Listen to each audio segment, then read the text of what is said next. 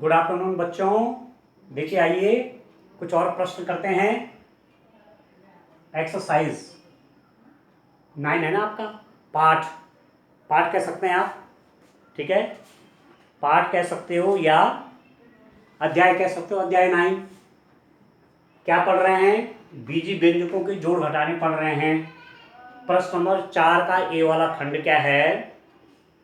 12a ऋण 9ab plus 5b minus 3 में से 4a minus 7ab plus 3b plus 12 को घटाइए। अभी घटाने का है। इसमें कितने पद हैं? एक पद, दो पद, तीन पद, चार पद। कैसे करेंगे? पहला पद कौन है? 12a, दूसरा पद है ऋण 9ab, तीसरा पद धन 5b, चौथा पद ऋण 3। इसमें कितने पद हैं? देखो 1 2 3 4। पहला पद 4a, दूसरा माइनस 7ab, तीसरा 3b, चौथा 12। इसमें से इसको घटाइए। ठीक, ये कि बहुपद हो गया, बीजी व्यंजक है ये भी बीजी व्यंजक है। अब कैसे घटाना ध्यान से समझिए। एक बार नियम आप समझ जाएंगे तो फिर कोई भी प्रश्न आप हल कर लेंगे। देखो इसको पहले एक ब्रैकेट में रख लो, क्योंकि एक पद नहीं है ये, कई पद है, 1 2 3 4 पद हैं। तो आप लिख दीजिए 12a ऋण 9ab प्लस 5b माइनस 3। ठीक है, देख रहे हैं आप? ये पूरा जो व्यंजक है मेरे पास, ये वाला जिसमें चार पद हैं, 12a ऋण 9ab धन 5b ऋण 3, वो मैंने सब एक ब्रैकेट में लिख दिया। ठीक है, आप जोड़ना है चाहे घटाना है। जोड़ना है तो धन करेंगे, घटाइए तो ऋण कर देंगे। ऋण किसको घटाना? दूसरे व्यंजक को। ब्रैकेट लगाना जरूरी है।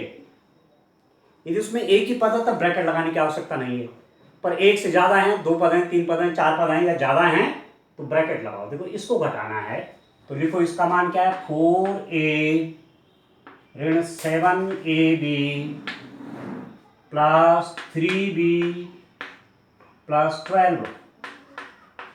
ये देखिए आप क्या घटाना है? 4a minus 7ab plus 3b plus 12 घटाना है।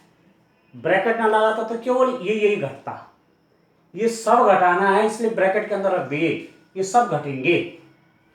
अब देखो क्या है नियम, बड़े ध्यान से देखिए। यहां पर किसी ब्रैकेट के बाहर यदि ऋण चिन्ह है और आप उसको खोलते हैं तो प्रत्येक पद का चिन्ह बदल जाता है। इसका चिन्ह क्या है? देखो यहां देखा जाएगा चिन्ह धन। तो जब मैं इसको खोल दूंगा ये बन जाएगा ऋण। इसका चिन्ह है ऋण, जब मैं इसको खोलूंगा तो ये बन जाएगा धन। इसका चिन्ह है धन, ये बन जाएगा ऋण। इसका चिन्ह है धन, ये बन जाएगा ऋण। मतलब किसी कोष्ठक, ये कोष्ठक है, छोटा कोष्ठक बोलते हैं इसको, किसी कोष्ठक के बाहर यदि ऋण चिन्ह है और यदि हम उस कोष्ठक को खोलते हैं तो उसके अंदर के पदों के चिन्ह बदल जाते हैं। जैसे इसका चिन्ह धन है तो ब्रैकेट खोलने पर ये ऋण हो जाएगा। इसका चिन्ह ऋण है, ये धन हो जाएगा। इसका चिन्ह धन है तो ये ऋण हो जाएगा। इसका चिन्ह धन है तो ऋण हो जाएगा। अब नियम समझ गए? ये है नियम। तो देखो, तो अब इसके बाहर तो धन चिन्ह है, कुछ लिखा नहीं तो धन चिन्ह है यहाँ पर, तो ये तो ऐसे रहेगा, इसके चिन्ह नहीं बदलेंगे। ये हो जाएगा 12a ऋण 9ab धन 5b ऋण 3। ये तो मैंने सब लिख दी यहाँ। अब खोलिए, बाहर ऋण चिन्ह है। यदि धन होता तो जैसे जिसका चिन्ह वैसे लिखते, पर बाहर ऋण है तो सबके चिन्ह बदलेंगे। देखो इसका चिन्ह क्या था? धन था। बाहर ऋण चिन्ह बदलना है तो क्या हो जाएगा? ऋण हो जाएगा, ऋण 4a। इसका चिन्ह ऋण है, चिन्ह बदलो तो धन हो जाएगा 7ab। इसका चिन्ह क्या है? यहाँ पर धन है तो चिन्ह बदलो, ऋण 3b। इसका चिन्ह यहाँ पर क्या है? धन है, चिन्ह बदलो, ऋण 12। आप समझ रहे हैं? समझ रहे बात को? कोष्ठक के बाहर क्या चिन्ह है? ऋण चिन्ह है। जब इस कोष्ठक को खोलोगे तो अंदर के सबके चिन्ह बदलेंगे। इसका चिन्ह धन है, ऋण हो गया। इसका चिन्ह ऋण है, धन हो गया। इसका चिन्ह धन है, ऋण हो गया। इसका चिन्ह धन है, ऋण हो गया। ये है नियम। बस अब आप सजाते सजाते को एक साथ करिए, हिसाब किताब बराबर। अब आप देखिए 12a, ये वाला कौन है? इसमें तो ए भी है, ये सजाती नहीं है। ये भी सजाती नहीं, ये है उसका सजाती। ठीक है, तो 12a में से 4a कम हो जाएगा। ये धन का चिन्ह है, और ये ऋण का है। गुणांक इसका ए का 12 है, इसका गुणांक ऋण 4 है, तो 12 में से ऋण 4 हट गया तो 8 ही तो रहा, 8 है। ठीक हो गया, इसमें से ही इन दोनों का हिसाब तो हो गया।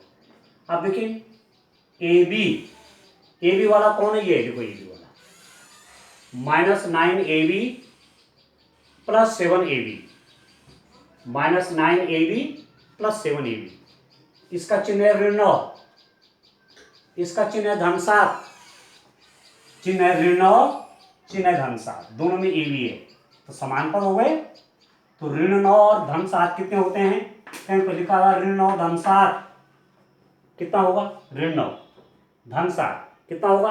अभी तो जिसका इसका इसमें से केवल असंख्या को मान देखो कि तो 9 है ना, तो ये तो 7 से बड़ा है, तो चिन्ह इसी का आएगा। ठीक है, ऋण 9 धन 2, ऋण 9 धन 7 बराबर ऋण 2 आएगा। ठीक है, तो इसका और इसका हिसाब में क्या आ गया, ऋण 2ab। ये मत लिखना है, ये क्यों समझाने के लिए लिख रहा हूं, इसे मत लिखना कॉपी में। ठीक हो गया। अब 5b देखो, 5b इसका समान पद कौन है, बी वाला कौन है, केवल बी वाला ये देखो, यहां पर b का गुणांक धन 5, बी का गुणांक ऋण 3, तो 5 ऋण 3 2, किसका, धन का, धन 5 धन का बड़ा है ना, और ऋण 3 तो 5 में से 3 गया 2, तो धन 2b। ठीक हो गया, इन दोनों का हिसाब हो गया, इन दोनों का हो गया, इसका हो गया। अब इसको देखो, ऋण 3 ऋण 12, ऋण 3 ऋण 12 कितना होगा बोलो तो, याद रखो जो ऋण संख्या होती है ना उसको कर्जे के रूप में लिया करो। 3 रुपए का कर्जा है, ऋण 3 मतलब किसी पर 3 रुपए का कर्जा है, ऋण 12 मतलब उस पर 12 रुपए का कर्जा और हो गया, तो कर्जा बढ़ गया, कितने रुपए का कर्जा हो गया, 15 का, तो ऋण 15। समझ गए, 3 रुपए का कर्जा पहले था, ऋण ऋण मतलब कर्ज, 3 रुपए का कर्जा पहले था, 12 का और हो गया, तो 15 रुपए का कर्जा हो गया। अब जैसे यहाँ पर देखो 12 ए और 4 ए में था ना, तो धन 12 जिसका गुणांक है धन 12 और इसका गुणांक है ऋण 4, तो धन 12 मतलब उसके पास 12 रुपए अपने हैं और 4 रुपए का कर्जा है, तो 12 में से 4 दे देगा तो कितना हो जाएगा, 8 उसके बाद रहेंगे 8 आ गया। इसको देखो, कर्जा कितने रुपए का, ऋण 9, इसका गुणांक ऋण 9, यहाँ ए बी का गुणांक क्या है, धन 7, कितने रुपए का कर्जा है, 9 रुपए का, और कितने उसके पास है, धन 7, धन 7 रुपए उसके अपने हैं, कर्जा 9 का है और 7 रुपए उसके अपने हैं, तब भी कर्जा कितना हो गया, ऋण 2 का हो गया, तो ऋण 2 ए बी। 5 बी का गुणांक कितना हो गया, धन 5, तो 5 रुपए उसके अपने हैं, और बी का गुणांक ऋण 3 का कर्जा है, 5 रुपए अपने हैं और 3 रुपए का कर्जा, तो फिर भी 2 रुपए अपने बच गए, तो धन 2 भी। ठीक, अब यहाँ पर ऋण 3 और ऋण 12 इस समान पद हो गए। ठीक है, ऋण 3 ऋण 12, 3 रुपए का कर्जा पहले है, 12 का और हो गया, तो ऋण 15 हो गया, तो ऋण 15। बस ये आगे घटा करके 8a - 2ab + 2b ऋण 15। समझ गए, ऐसे ही घटाएंगे बच्चों। अब ये मत लिखना, ये मैंने समझाने के लिए लिखा, तो बढ़िया मैंने आपको तरीका बता दिया कि धन ऋण है तो कैसे उनका जोड़ घटाना करते हैं। आप कर्जे के हिसाब में देखना, जो धन है वो आपका है और जो ऋण है वो आप पे कर्जा है।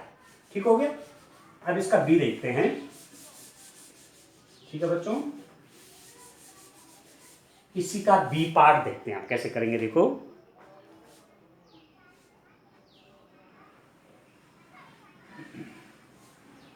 तो प्रैक्टिस कर लीजिए ठीक से। ठीक हो गया, प्रैक्टिस करो बढ़िया, तब जाके आएगी गणित। ठीक है, चलिए इसका दूसरा वाला पार्ट देखिए, बी वाला 4 का बी। प्रश्न है बच्चों, 5xy - 2yz - 2zx +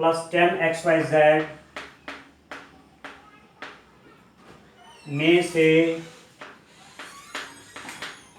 में से क्या घटाए 3xy plus 5yz, 3xy plus 5z minus 7zx को घटाइए।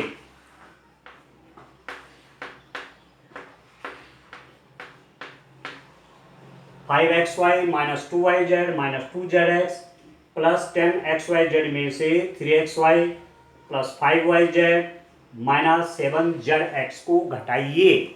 अब देखो, सबसे पहले आपको ब्रैकेट के अंदर रखने हैं, इसमें से ये घटाना है। तो कैसे लिखोगे? लिख दो इसको ब्रैकेट में ऐसे, 5xy minus 2yz minus 2zx plus 10xyz। इस सब पद मैंने इस ब्रैकेट के अंदर दिए, 1 2 3 4 पद है, बहुपद है, ठीक। इसमें से इसको घटाना है, तो घटाने के लिए क्या चिन्ह लगाते हैं? ऋण का लगाते हैं ना, मैंने ऋण लगा दिया। इसको भी ब्रैकेट में लिखना है, 3xy 5yz माइनस 7zx। इसको इसमें से घटाइए, तो पहले इसको लिख दो माइनस इसको लिख दो, 3xy plus 5yz minus 7zx को घटाइए बराबर। अब देखो, इस ब्रैकेट के बाहर कोई चिन्ह नहीं, कोई चिन्ह मतलब धन का चिन्ह है, तो जब आप ब्रैकेट हटाएंगे तो ये ऐसे कैसे उतर जाएंगे, इसमें कोई चेंज नहीं आएगा। 5xy ऋण 2yz 2zx 10xyz, केवल उतारना नहीं, समझो तब होगा ये मैंने ऐसे उतार दिया। क्यों उतारा ऐसे? कोई चिन्ह नहीं बदला, इसका चिन्ह धन था, इसका ऋण था, इसका ऋण था, इसका धन था, क्यों रखा ऐसे ही? क्योंकि इस ब्रैकेट के बाहर धन चिन्ह है, उन्हीं का दिख नहीं रहा, उन्हीं का लिखते नहीं है, ठीक है, धन माना जाता है। इसका चिन्ह है ऋण, देखो। तो जब ऋण चिन्ह ब्रैकेट के बाहर होता तो क्या होता है? क्या बताया था? चिन्ह बदल जाते हैं, अंदर के पदों के चिन्ह बदलते हैं। इसका चिन्ह क्या है? धन, लिखा नहीं पर धन होता है, तो ये भी ऋण हो जाएगा। इसका चिन्ह धन, ये भी ऋण हो जाएगा। इसका चिन्ह ऋण, ये धन हो जाएगा। ब्रैकेट खोलिए, हटाइए ब्रैकेट को, चिन्ह धन था, ऋण हो जाएगा, चिन्ह धन है, ऋण हो जाएगा, चिन्ह ऋण है, धन हो जाएगा। बस सारे चिन्हों का खेल है, जहां धन है वहां ऋण हो जाएंगे, जहां ऋण है वहां धन हो जाएगा। इसका धन चिन्ह ऋण हो गया, इसका धन चिन्ह ऋण हो गया, इसका ऋण चिन्ह धन। क्यों? ब्रैकेट के बाहर, कोष्ठक के बाहर कैसा चिन्ह है? ऋण चिन्ह। अब समान पदों को इकट्ठा करिए एक साथ। एक्स वाई, इसका समान पद कहां है? देखो एक्स वाई, ये। अब चिन्ह देखो इसका गुणांक देखो, धन 5। इस एक्स वाई का गुणांक देखो, ऋण 3। अब अभी मैंने बताया धन 5 मतलब 5 रुपए आपका अपना है, अब 3 रुपए का आप पर कर्जा है, तो कर्जा दोगे ना। 5 रुपए आपका है, अब 3 रुपए कर्जा है, तो दे दोगे, कर्जा दे दोगे। 5 में से 3 चला जाएगा ना, तो कितने रुपए बचे आपके पास? 2, मतलब धन 2 बचेगा ना, तो 2xy के साथ हो जाएगा, xy तो रहेगा। अब yz देखिए, yz का साथी कौन है? समान पद इसका कौन है? yz। ये zx है, ये नहीं है, ये है। देखो यहां पर इस yz का समान पद ये वाला है, ये अरे समान पद है, पर yz का गुणांक कितना है? ऋण 2। ये आपने पढ़ा है, yz का गुणांक ऋण 2। अब देखो यहां पर yz का गुणांक क्या है? ऋण 5। देख रहे हैं, yz का गुणांक ऋण 2, yz का गुणांक ऋण 5 लिख दिया। अब 2 रुपए का कर्जा पहले से ही है, और 5 रुपए का कर्जा और हो गया, तो कितने रुपए हो गया? कर्जा होगा कि आपके पास पैसा आएगा? कर्जा हो गया। 2 रुपए का कर्जा पहले से 5 का और हो गया, तो कितने रुपए का कर्जा हुआ? 7 रुपए का, तो ऋण 7 लिखेंगे उसको। ठीक हो गया? ऐसे इन चिन्हों का ध्यान रखो। तो माइनस इसका और इसका हिसाब कितना हो गया? 7yz। केवल गुणांक देखने आपने। आप देखो zx वाला देखो, zx इसका सजाती कौन है बच्चों? zx। अब देखो zx, ये है सजाती इसका समान पद ये। अब zx का गुणांक कितना है? ऋण 2, ठीक। और यहां पर zx का गुणांक क्या है? धन 7। zx गुणांक ऋण 2 और zx गुणांक धन 7, तो ये तो कर्जा है ना 2 रुपए का, और आपके पास कितना 7 रुपया है, तो 7 रुपये आपके पास है यार, 2 रुपये का कर्जा हटा दीजिए कर्जा, तो कितना बच जाएगा, 5 रुपये, वो आपका होगा, तो धन 5। ठीक है, 2 रुपये का कर्जा है और 7 रुपये आपके अपने हैं, तो कर्जा दे देंगे 2 रुपया, तो 5 रुपये आपका बचेगा और आपका बचेगा धन 5। तो धन 5 किसका, जेड एक्स का हिसाब देख रहे हैं, जेड एक्स, तो जेड एक्स ठीक हो गया। एक्स वाई भी देख लिया, वाई जेड भी देख लिया, जेड एक्स भी देख लिया। अब 10 X Y Z, X Y Z वाला कोई है, X Y Z Z X Y Z, कोई एक्स वाई जेड वाला पद नहीं, अकेला है, तो अकेला है तो अकेला ही रहेगा। ठीक है, कितना हो गया, धन 10 एक्स वाई जेड। बस ये ऐसे आ गया, क्योंकि इसका कोई और सजाती इसका ही नहीं है, इसके समान पर कोई और नहीं है, एक ही पद है, ये ऐसे उतर जाएगा। समझ में आ गया आपको बात? ठीक है, 9.1 का प्रश्न नंबर 4 था ना ये, 2xy minus 7yz plus 5z पर 10xy। ठीक है, एक प्रश्न और करता हूं, देखो तब आप इन प्रश्नों को आज क्या करेंगे, अपने आप करेंगे। अब क्या आपको आया कि नहीं आया? ठीक है, एक बार तो यहां से नोट करेंगे और फिर अपने आप करेंगे कॉपी में। आप तब देखेंगे कि आपको आया कि नहीं आया। यदि सही आ गया आपका आंसर, इसका मतलब आपको आ गया। ठीक है, और यदि आपने धन सीख लिया ना बहुपदों का, तो बहुत काम कर दिया आपने अपना। ठीक है, आगे बहुत टाइप के प्रश्न होते हैं क्या आए, तो चलो एक खंड और है, उसको भी कर देते हैं। इसका तीसरा वाला भाग देखिए, चौथे का सी। देखो क्या है, 18, अब ब्रैकेट के अंदर रखो। ठीक है, या फिलहाल रहने दो ऐसी, 18 ऋण 3p minus 11q plus 5pq minus 2pq square plus 5p square q, 5p square q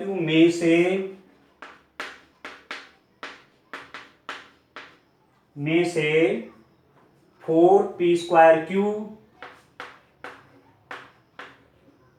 4p square q minus 3pq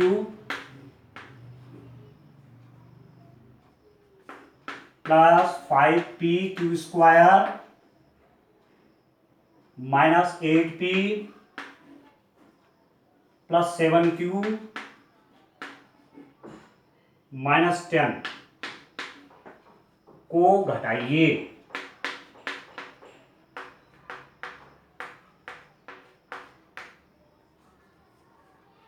18 minus 3p minus 11q plus 5pq minus 2pq square plus 5p square q में से 4p square q minus 3pq plus 5pq square minus 8p plus 7q minus 10 को घटाइए।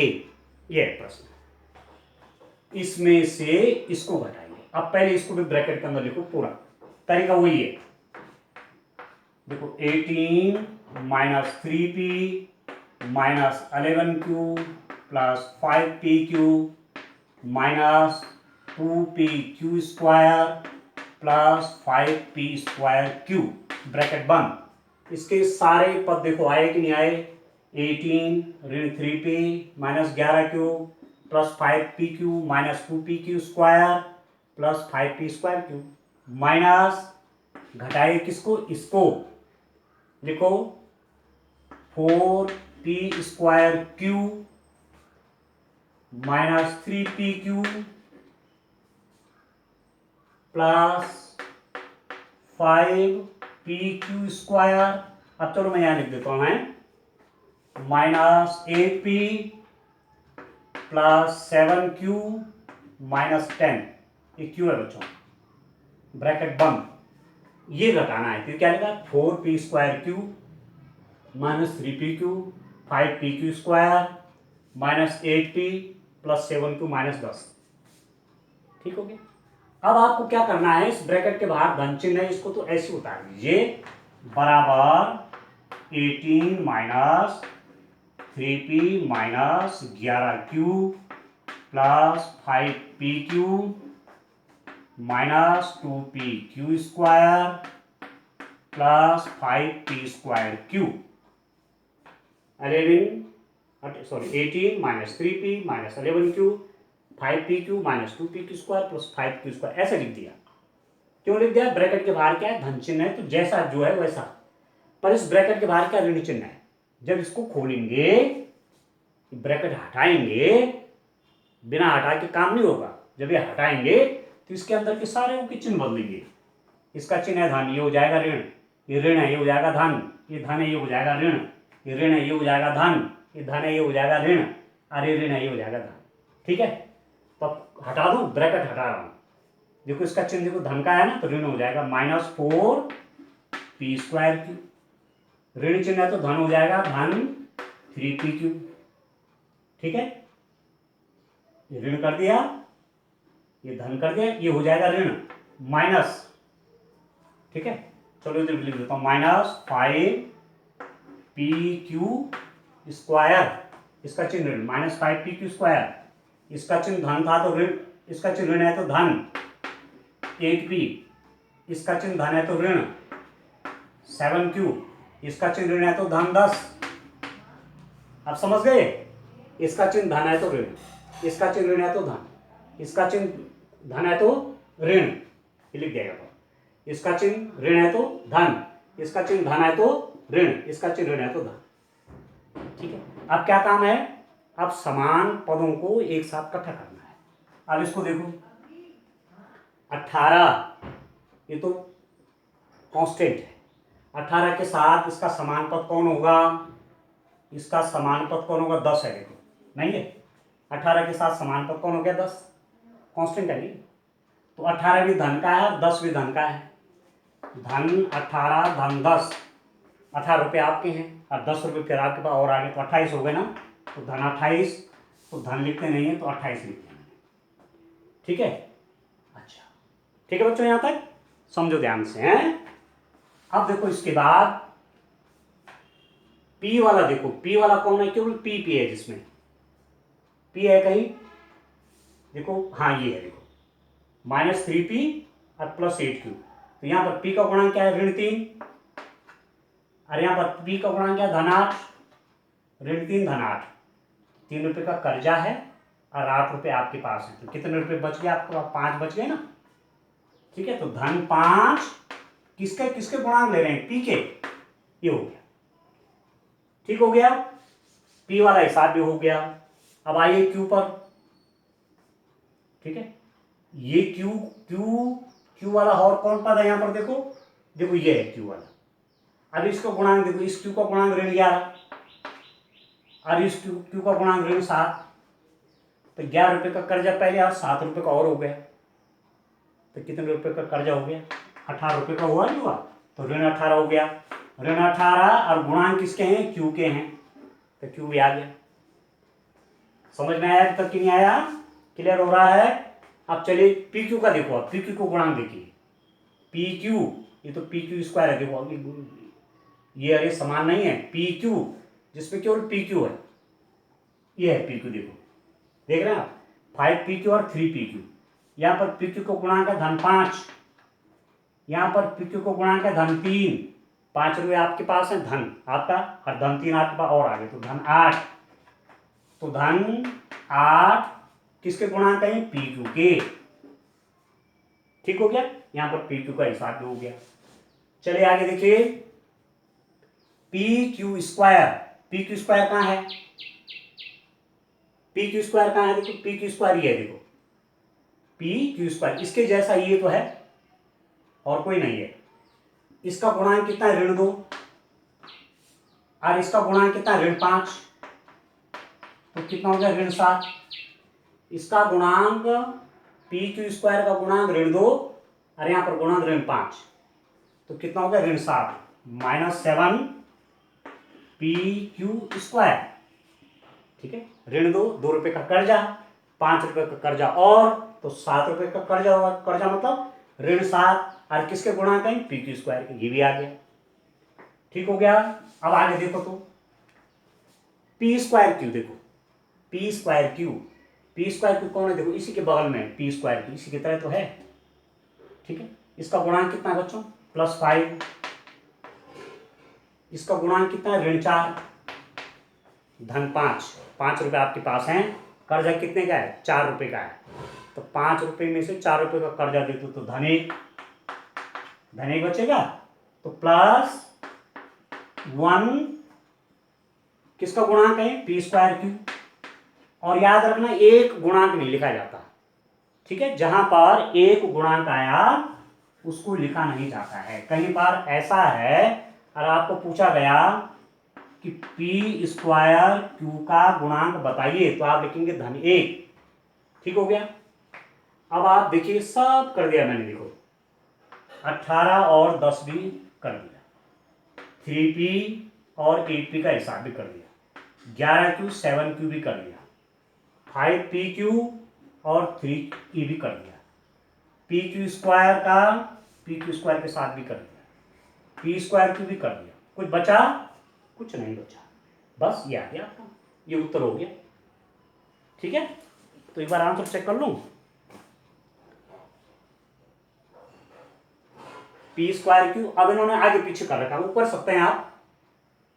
ठीक है, सबसे पहले इसको रखा हुआ है तो कोई बात नहीं, लिख सकते हैं आप ऐसा बराबर, सबसे पहले उन्होंने पी स्क्वायर क्यू को रखा हुआ है, कोई बात नहीं, ऐसा भी उत्तर है, ये भी उत्तर है। ठीक है, पर उसके हिसाब से उत्तर माला में को वैसे करना चाहते हो तो इसको आगे पीछे कर सकते हैं। धन पी स्क्वायर क्यू को पहले लिखा हुआ है, फिर इसको लिखा गया है -7pq स्क्वायर, ये दो घात के पहले लिख दिए, फिर एक एक घात का लिख दिया 8pq। ठीक है, 8pq, फिर ऋण 18q। ठीक है बच्चों, फिर क्या बचा 5p और लास्ट में कांस्टेंट 20। बस उत्तर ऐसा लिख दिया उन्होंने इसको। ठीक है, P square Q -7pq square plus 8pq -18q plus 5p plus 28, ऐसा भी आपने लिख दिया तो ये भी गलत नहीं है, ये भी सही है। ठीक है, तो उन्होंने क्या किया, पहले दो घात वाले लिख दिए, पी स्क्वायर क्यू, फिर दूसरे दो घात का ये है -7pq स्क्वायर, फिर p की घात 1 q की घात 1 वाला लिख दिया, ये वाला लिख दिया। ठीक है, फिर q वाला ले आए 18q यहाँ लिख दिया, फिर 5p वाला यहाँ लिख दिया, फिर 28 को यहाँ लिख दिया। एक ही बात आगे पीछे कर रखे हैं, ये भी उत्तर सही है, ये भी उत्तर सही। ठीक है, अब आपको जो मैंने एक घटाने के प्रश्न कराए हैं, आपने ये दोबारा रिवीजन करना है। ठीक है, और अपने आप करने हैं, यदि आपको ये करने आ गए तो समझ लो आपको बहुपदों का जोड़ और घटाना आ गया। ठीक है, तो आज इतना काफ़ी है। ठीक है, थैंक यू, बाय बाय।